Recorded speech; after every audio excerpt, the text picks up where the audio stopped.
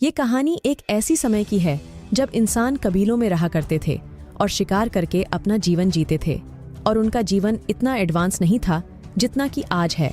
और ये कहानी भी कुछ इसी तरह का है, जिसमें एक शिकारी कबीला होता है जिसको यागाल कबीला कहा जाता था। इस कबीले के लोग बर्फीले पहाड़ों में रहा करते थे और साल में सिर्फ एक बार ही शिकार करते थे। और ये शिकारी लोग वुली मैमथ का शिकार करते थे, जो कि उस समय के बहुत बड़े बड़े दांत वाले जंगली हाथी हुआ करते थे, जिन्हें वो राक्षस भी कहा करते थे।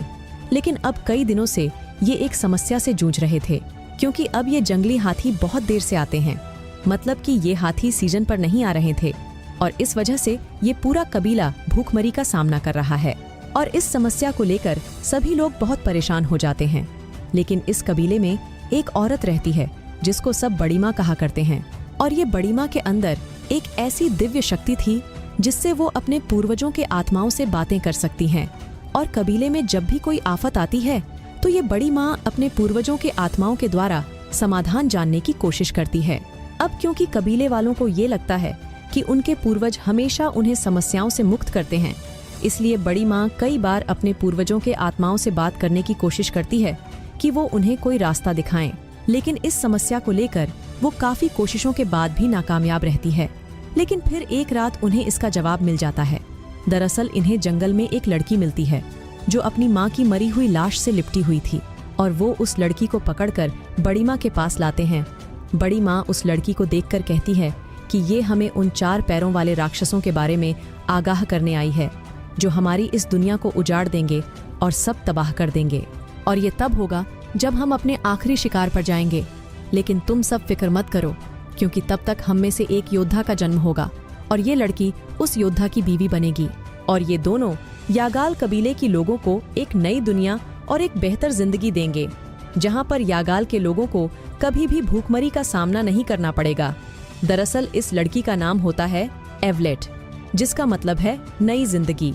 और इस कबीले में इसी लड़की के उम्र का एक लड़का भी होता है, जिसका नाम होता है डिले।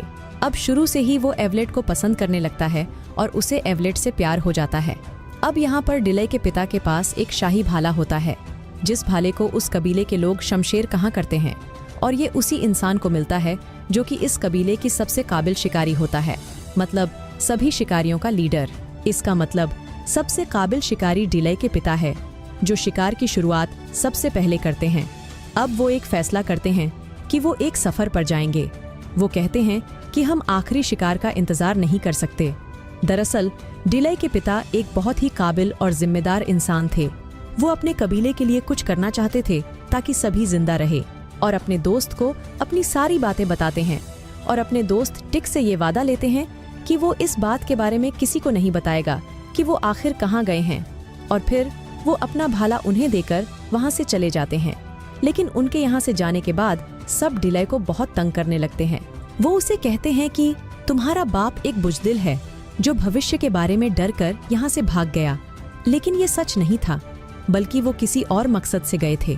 मगर इस बात से डिले के लिए बहुत ही मुश्किलें आ जाती हैं, क्योंकि सब उसके पिता को बुजदिल कहते हैं। दरअसल इस सब की सच्चाई सिर्फ उनके दोस्त टिक को ही पता है, मगर उसने कभी भी किसी को नहीं बताया। वहीं एवलेट उस कबीले में अकेली है, और अब डिले भी अकेला पड़ जाता है, और इन दोनों की दोस्ती आहिस्ता आहिस्ता प्यार में बदल जाती है। अब कई साल गुजर जाते हैं और ये दोनों बड़े हो जाते हैं, और अब एक बार फिर से इनके इलाके में हाथी आते हैं, और ये उनके आखिरी शिकार का वक्त होता है। पर बड़ी माँ के मुताबिक आखिरी शिकार पर जब ये लोग जाएंगे तो वहाँ पर 4 पैरों वाले जानवर आएंगे और इनको तबाह कर देंगे। अब शिकार का दिन करीब आने वाला था, और कबीले वालों ने ये फैसला किया कि जो भी पहले शिकार पर हमला करके उसे मार देगा, उसकी शादी एवलेट से की जाएगी, और वो शाही भाला भी उसी को मिलेगा। अब इस कबीले में भूमर नाम का एक लड़का भी था, जो शुरू से ही डिले को पसंद नहीं करता था। और यहाँ पूरे कबीले को पता था कि एक भूमर ही है जो कि मैमथ का शिकार करेगा, और एवलेट के साथ साथ शाही भला भी उसे दे दी जाएगी। मगर यहाँ पर एवलेट और डिले एक दूसरे से बहुत प्यार करते हैं, इसलिए एवलेट डिले से कहती है कि चलो हम यहाँ से भाग चलते हैं और कहीं जाकर शादी कर लेते हैं। लेकिन डिले कहता है कि नहीं, मैं नहीं भागूंगा अपने पिता की तरह। मैं किसी भी कीमत पर मैमथ का शिकार करूंगा और तुम्हें अपने आप से दूर जाने नहीं दूंगा। अब इसके बाद ये सब कबीले वाले हाथियों का शिकार करने के लिए निकल जाते हैं। और अब यहाँ पर कुछ समय में हाथियों का एक झुंड आता है, जिनको पहले वो लोग डराते हैं, जिससे वो एक तरफ भागने लगते हैं। और आखिरी हाथी, जो कि सबसे पीछे था, वो सब उस पर एक जाल डाल देते हैं। तभी वो हाथी वहाँ से भागने लगता है, लेकिन उसके शरीर पर जाल अभी भी फंसा हुआ था। लेकिन ये सारे लोग उस जाल को पकड़ लेते हैं, लेकिन मैमथ भागने की कोशिश कर रहा होता है और फिर एक एक करके ये सारे लोग जाल को छोड़ते जा रहे थे। लेकिन डिले का हाथ उसमें फंस जाता है और हाथी उसे अपने साथ घसीटता हुआ एक पहाड़ की चोटी पर ले जाता है। और पहाड़ की चोटी पर पहुंचने के बाद वो हाथी डिले पर हमला कर देता है। लेकिन किसी तरह से डिले हाथी को एक भाला मार देता है, लेकिन इससे हाथी को कुछ नहीं होता और वो दोबारा से उस पर हमला करता है। तभी डिले को एक और भाला मिलता है और गलती से वो भाला दोबारा से हाथी को लग जाता है और इस तरह से उस विशाल हाथी का अंत हो जाता है। तभी वहाँ पर सारे कबीले वाले आ जाते हैं और वो देखते हैं कि डिले ने हाथी को मार दिया है। और ये देखने के बाद वो सब बहुत खुश होते हैं। वो कहते हैं कि तुमने अकेले ही इतने बड़े मैमथ को मार डाला। और इसके बाद वो डिले को शाही भाला और एवलेट को सौंप देते हैं। लेकिन डिले को अंदर ही अंदर एक बात परेशान कर रही होती है, क्योंकि सबको लगता है कि डिले ने जाल नहीं छोड़ा था, लेकिन वो जानता है कि जाल उसने भी छोड़ दिया था, लेकिन उसका हाथ जाल में फंस गया था। इसीलिए वो शाही भाला वापस लौटा देता है और एवलेट को कहता है कि मैंने हाथी को नहीं मारा था, बल्कि वो अपने आप मेरे भाले में आ गिरा था, इसीलिए मैंने शाही भाले को छोड़ दिया है। और शाही भाले को छोड़ने का मतलब है एवलेट को छोड़ देना, क्योंकि एवलेट उसी को ही मिलेगी जो हाथी का शिकार करेगा। और अब जब उसने हाथी का शिकार नहीं किया तो एवलेट उसे नहीं मिल सकती। और इसी बात से एवलेट उससे नाराज होकर ये कहकर चली जाती है कि तुमने मुझे छोड़ दिया। हालांकि ये दोनों एक दूसरे से बहुत प्यार करते हैं, लेकिन ये सब परंपराओं से बंधे हुए थे। अब उसी रात को इनके कबीले पर कुछ लोग घोड़े में बैठकर आते हैं और हमला कर देते हैं और इनके कबीले के बहुत सारे आदमियों और औरतों को पकड़कर बंदी बनाकर ले जाते हैं। और सतही ये लोग एवलेट को भी पकड़ लेते हैं, लेकिन डिले और कुछ लोग बच जाते हैं। लेकिन अब डिले कहता है कि मैं अपने लोगों को और एवलेट को बचाकर वापस लाने के लिए उनके पीछे जाऊंगा। भूमर कहता है कि उन ऊंचे पहाड़ों से आज तक कोई भी जिंदा बचकर नहीं आया और वहां पर जाना एक खुदकुशी से कम नहीं है। लेकिन डिले कहता है कि वो भी उन्हीं पहाड़ों से आए थे और अब वो ये तय करता है कि वो उनका पीछा करेगा। और इसके बाद डिले उनके घोड़ों के पैरों के निशान का पीछा करना शुरू करता है। डिले के साथ उसके कुछ लोग भी जाते हैं, लेकिन इनका जो सफर है वो बहुत मुश्किल है और वहाँ से अपने लोगों को तो दूर, खुद को भी बचाकर लाना इतना आसान नहीं है। लेकिन डिले और उसके लोग अब किसी भी चुनौती का सामना करने के लिए तैयार हैं। वो किसी भी हालत में अपने लोगों को बचाकर वापस लाना चाहते हैं। अब कई दिन और रातों का सफर तय करने के बाद ये उन पहाड़ों के पार पहुंच जाते हैं जहां से धरती शुरू हो जाती है। और ये वही जगह होती है जहां पर 4 पैरों वाले राक्षसों ने एवलेट के पूरे परिवार को मार दिया था। इसके बाद डिले और उसके तीनों साथी यहाँ से आगे बढ़ते बढ़ते एक जंगल में पहुंच जाते हैं। जंगल में पहुंचने के बाद इन्हें एवलेट और इनके कबीले के सभी लोग दिख जाते हैं, जिन्हें कुछ लोगों ने बंदी बना रखा होता है और वो इन सबको कहीं ले जा रहे होते हैं। अब यहाँ पर रात को डिले एवलेट को और अपने कुछ साथियों को छुड़ा लेता है, लेकिन वो लोग जिन्होंने इन्हें बंदी बनाया था वो इन सबको दोबारा पकड़ लेते हैं और डिले के एक साथी को जख्मी भी कर देते हैं। लेकिन डिले इस बार भी बच जाता है और वो लोग डिले के सभी लोगों को आगे के सफर पर ले जाते हैं। और डिले का जो साथी जख्मी हुआ था, डिले उसे खींचता हुआ भीड़ से आगे की तरफ ले जाता है। और आगे जाने के बाद इन्हें भूख लगती है, इसलिए डिले शिकार करने जाता है, लेकिन खुद वो एक बहुत गहरे गड्ढे में फंस जाता है। लेकिन वहाँ पर एक बहुत बड़ा शेर भी होता है जो उस गड्ढे में फंसा हुआ था। यहाँ के लोग इसे हत्यादत कहते हैं। ये उस जमाने का बहुत ही खूंखार शेर होता है। और फिर रात को बारिश हो जाती है और उस गड्ढे में पानी भरना शुरू हो जाता है और वो शेर अब मरने वाला होता है। लेकिन इससे पहले कि वो पानी में डूबकर मरता, डिले उसे छुड़ा लेता है। डिले उससे कहता है कि मैं तुम्हें एक शर्त पर छुड़ा दूंगा, अगर तुम मुझे नहीं खाओगे तो। और जब डिले उसे छुड़ाता है तो वो शेर उसे ना खाकर वहाँ से भाग जाता है। उसके बाद डिले भी उस गड्ढे से बाहर आ जाता है और अपने उस साथी के पास जाता है जो जख्मी होता है, लेकिन अब वो भी ठीक हो चुका है। और उसका साथी उसे कहता है कि रात को मैंने यहाँ पर चीखों की आवाजें सुनी थीं। और ये दोनों उसी तरफ चलने लगते हैं। वहाँ जाने के बाद ये देखते हैं कि एक गांव पर किसी ने हमला किया होता है। और जब ये वहाँ पर पहुँचते हैं तो इन्हें वहाँ पर बहुत सारे आदिवासी घेर लेते हैं और इन्हें मारने वाले होते हैं, कि तभी वहाँ पर वही शेर जिसे डिले ने रात को छुड़ाया था वो आ जाता है, और उसको देखकर वहाँ पर जितने भी आदिवासी होते हैं वो सब के सब डर जाते हैं। और जब वो शेर डिले की ओर बढ़ता है तो वो कहता है, क्या तुमने मुझे पहचाना नहीं? मैंने ही तुम्हारी जान बचाई थी। शेर समझ जाता है और डिले को बिना खाए वहाँ से निकल जाता है। इसके बाद वो आदिवासी जो कुछ देर पहले इन लोगों को मारने वाले होते हैं वो इन्हें अपने साथ ले जाते हैं और खाना खिलाते हैं। डिले उनसे पूछता है कि तुम्हें हमारी भाषा कैसे आती है? तो वो बताते हैं कि बहुत पहले यहाँ पर एक आदमी आया था धरती की तलाश में, और उसी से हमने तुम्हारी भाषा सीखी। और ये लोग जिस आदमी की बात कर रहे होते हैं वो डिले के पिता होते हैं। डिले पूछता है कि अब वो कहाँ है? वो बताते हैं कि उन्हें राक्षस और आत्माएं अपने साथ ले गई हमारे आदमियों के साथ, और वो उन्हें और हमारे आदमियों को देवताओं के पर्वत पर ले गए हैं जहाँ से आज तक कोई भी नहीं लौटा। और अब तुम हमें वहाँ ले जाओगे, क्योंकि हमारे यहाँ पर एक भविष्यवाणी हुई है कि यहाँ पर एक दिन एक आदमी आएगा जो हत्यादत्त यानी कि शेर से बातें कर सकेगा, और वो ही हमारे लोगों को छुड़वाएगा। इसके बाद ये कबीले वाले आसपास के सभी कबीलों को ये सूचना पहुंचा देते हैं कि हत्यादत्त से बात करने वाला मसीहा आ गया है। अब यहाँ पर डिले का साथी जो टिक होता है वो ये बताता है कि तुम्हारे पिता उस समय भागे नहीं थे, बल्कि बड़ी माँ की भविष्यवाणी के बाद वो अपने कबीले के लोगों के लिए एक नया जमीन ढूंढने के लिए निकल पड़े थे ताकि हमारे लोग भूख से न मरे। अब डिले को पता चल जाता है कि उसके पिता नहीं भागे थे और वो किसी बुजदिल इंसान का बेटा नहीं है। वो टिक से कहता है कि तुमने मुझे ये बात पहले क्यों नहीं बताई? टिक कहता है कि तुम्हारे पिता नहीं चाहते थे कि ये बात किसी को पता चले, क्योंकि अगर ये बात किसी को पता चलती तो एक एक करके सभी ये कबीला छोड़कर चले जाते। इसीलिए उन्होंने मुझसे वादा लिया था कि मैं ये बात किसी को ना बताऊं। इसके बाद डिले और बाकी कबीले के लोग मिलकर देवताओं के पहाड़ की तरफ निकल पड़ते हैं। इससे पहले कि वो उन लोगों तक पहुंचते जिन्होंने डिले की कबीले के लोगों को पकड़ा था, वो एक नदी तक पहुंच जाते हैं, मगर वो लोग एक वोट से नदी को पार करके निकल जाते हैं। लेकिन डिले और उसके लोग उनका पीछा नहीं कर पा रहे थे, क्योंकि उनके पास कोई भी वोट नहीं थी। और अब वो ये फैसला करते हैं कि वो पैदल ही आगे का सफर जारी रखेंगे।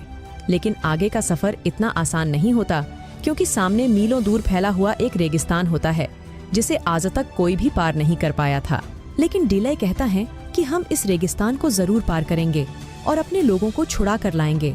और फिर ये सब लोग रेगिस्तान की तरफ निकल पड़ते हैं। अब कई दिनों के सफर के बाद सबको यही लग रहा था कि वो इस रेगिस्तान में मर जाएंगे, क्योंकि यहाँ से निकलने का कोई रास्ता नहीं था। मगर डिले का ध्यान एक सितारे पर जाता है और वो सभी लोग उस सितारे को फॉलो करके आखिरकार उस रेगिस्तान की दूसरी तरफ पहुँच जाते हैं, जहाँ से आज तक कोई इंसान वापस नहीं आया। अब यहाँ पर पहुँचने के बाद ये लोग देखते हैं कि यहाँ पर बहुत बड़े बड़े पिरामिड बनाए गए हैं, और ये इसीलिए लोगों को बंदी बनाकर यहाँ पर ले आते हैं ताकि यहाँ पर गुलाम की तरह इनसे काम करवाया जा सके। अब यहाँ पर कहानी में इजिप्ट के पिरामिड्स की तरफ इशारा है कि कैसे इंसानों को गुलाम बनाकर ये बनाए जाते थे, जहाँ पर हजारों गुलामों द्वारा काम करवाया जाता था। और वहाँ पर उनका देवता भी होता है जिनको वो अपना गॉड मानते हैं और उनकी पूजा करते हैं। और ये पिरामिड्स भी उन्हीं के लिए बनाए जा रहे थे। इन लोगों का मानना है कि ये देवता असल में आसमान से आए हैं। कुछ लोग कहते हैं कि जब समंदर पार इनकी जमीन डूब गई तो ये लोग वहाँ से उड़कर यहाँ पर आए हैं। और जो इन सब लोगों का सबसे बड़ा गॉड होता है वो कभी भी इनके सामने नहीं आता। वो हमेशा पर्दों के पीछे छुपा रहता है। बस वो अपने लोगों को हुक्म देता है कि इन गुलामों से जल्द काम करवाओ, ताकि इनके बड़े बड़े पिरामिड जल्द से जल्द तैयार हो सके। वहाँ पहुँचने के बाद डिले और उस कबीले का सरदार जो डिले का साथ देने आए थे वो गुलामों के कैंप में पहुँच जाते हैं। वहाँ उनके सामने एक आदमी को लाया जाता है जो बिल्कुल देख नहीं पाता। इस अंधे आदमी की कहानी ये है कि पहले ये देवताओं के साथ ही होता था, मतलब यहाँ के जो रूलर्स है वो खुद को देवता कहते हैं। मगर फिर इससे कोई गलती हो गई और अब ये सिर्फ एक गुलाम है। वो डिले को बताता है कि पहले ये 3 देवता थे, लेकिन अब 2 मर चुके हैं और सिर्फ एक ही बचा है। डिले इनसे पूछता है कि इन्हें मारने का कोई तरीका तो जरूर होगा। तो वो आदमी कहता है कि हाँ, देवता डरते हैं उस इंसान से जिसके ऊपर आसमान का एक खास निशान बना होगा, जिस निशान को वो उर्वाना कहते हैं। उनकी भविष्यवाणी ये है कि एक दिन वो खास निशान वाला इंसान आएगा और यहाँ पर सभी गुलामों को आजाद करवाएगा और इस साम्राज्य को हमेशा हमेशा के लिए तबाह कर देगा। वो कहता है कि क्या तुम में से ऐसा कोई है जिस पर ये खास निशान है? तो डिलय कुछ नहीं बोलता और खामोश रहता है। अब यहाँ पर डिलय को ये भी पता चल जाता है कि अब उसके पिता इस दुनिया में नहीं रहे, इन्होंने उसे मार दिया है। इसके बाद डिलय और उसके साथी वहाँ से निकलकर बाहर अपने लोगों के पास जा रहे होते हैं, लेकिन तभी वहाँ के कुछ लोग उन्हें देख लेते हैं और उनके बीच लड़ाई शुरू हो जाती है और इस लड़ाई में टिक मारा जाता है। लेकिन टिक मरने से पहले डिलय को उसके पिता का वो शाही भाला दे देता है और अब डिलय अपने पिता, टिक और अपने सभी लोगों का बदला लेना चाहता है और सबको यहाँ से छुड़ाना चाहता है। वहीं दूसरी तरफ जब अंदर लोग एवलेट को देखते हैं तो उसके हाथों पर कुछ घाव के निशान होते हैं और ये घाव के निशान इस तरीके से होती है जिसके बारे में उन देवताओं ने भविष्यवाणी की थी। दरअसल ये एक तारों की श्रृंखला है जो बहुत अलग ढंग से बनी होती है और ये बहुत ही प्रसिद्ध होती है। अब उन निशानों को देखने के बाद वहाँ के लोग डर जाते हैं और वो उसे अपने देवता के पास ले जाते हैं, क्योंकि भविष्यवाणी के अनुसार जिस भी इंसान के हाथ में ये खास निशान होगा वही सब लोगों को यहाँ से मुक्ति दिलाएगा। और ये निशान अब एवलेट के हाथ में है और अब उसे, जिससे यहाँ के लोग देवता कहते हैं, उसके आदमी उसे बताते हैं कि यहाँ पर इसके पीछे एक शिकारी भी आ चुका है। वहीं दूसरी ओर हम ये देखते हैं कि डिलय अपने लोगों को कहता है कि कल सुबह सूर्योदय के साथ हम अपने मजदूर साथियों के साथ शामिल हो जाएंगे और वो ऐसे ही करते हैं। सुबह वो मजदूर बनकर अपने साथियों के साथ शामिल हो जाते हैं और उन्हें बोलते हैं कि अब हमें इनके खिलाफ जंग लड़नी है और वो वहाँ पर जंग का ऐलान कर देते हैं। और वहाँ पर जो बड़े बड़े हाथी होते हैं वो उन्हें उकसाते हैं और वो हाथी भागना शुरू कर देते हैं, जिससे वहाँ चारों तरफ अफरा तफरी मच जाती है। वहीं अंदर से देवता कहता है कि एवलेट को बाहर ले जाओ और फिर भी अगर गुलाम आगे बढ़े तो इसे मार देना, और वो सब ऐसे ही करते हैं। लेकिन डिलय और उसके लोग एवलेट को देखकर रुक जाते हैं और तभी देवता बाहर आता है। देवता के आते ही सब लोग झुक जाते हैं। दरअसल यहाँ ऐसा ही होता है, जब भी कोई देवता बाहर आता था तो सब के सब जमीन पर झुक जाते थे। अब देवता का एक आदमी ऐलान करता है कि जो भी शिकारी इस औरत को लेने आया है वो इसे लेकर यहाँ से हमेशा हमेशा के लिए पहाड़ों पर जा सकता है। हम वादा करते हैं कि हम में से कोई भी उसे नहीं रोकेगा। दरअसल वो ऐसा इसलिए कहते हैं क्योंकि भविष्यवाणी के मुताबिक जिस इंसान के शरीर में वो खास निशान होंगे वो इस साम्राज्य का खात्मा करेगा, और ये सारे निशान एवलेट के शरीर में होते हैं, भले ही वो छोटों के घाव के निशान से बने हों। इसीलिए वो इन्हें जाने के लिए कहते हैं।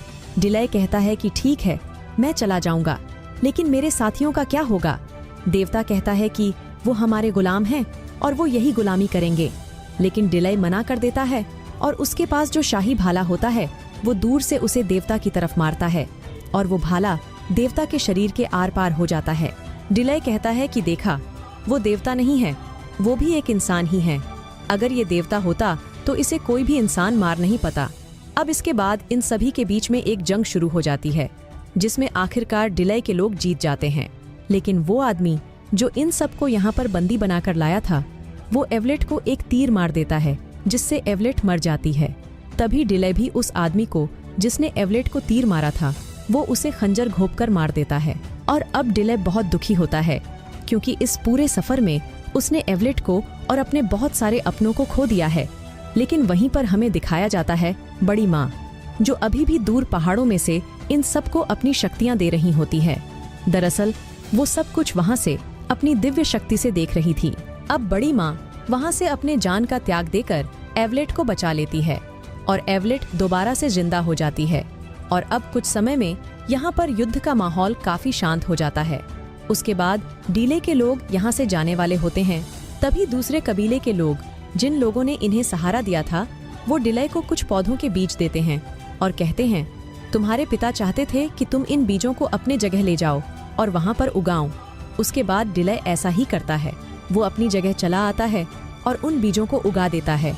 और अब हमें दिखाया जाता है वहाँ पर बहुत सारे पौधे लगने लगे हैं और अब इन्हें कोई भी भूख का सामना नहीं करना पड़ता। और इसी के साथ ये कहानी यहीं पर खत्म हो जाती है। तो दोस्तों, हम उम्मीद करते हैं कि ये कहानी आपको बहुत पसंद आई होगी। आपको ऐसे ही रोमांचक कहानियाँ पसंद है तो हमें बढ़ावा देने के लिए लाइक और सब्सक्राइब करें।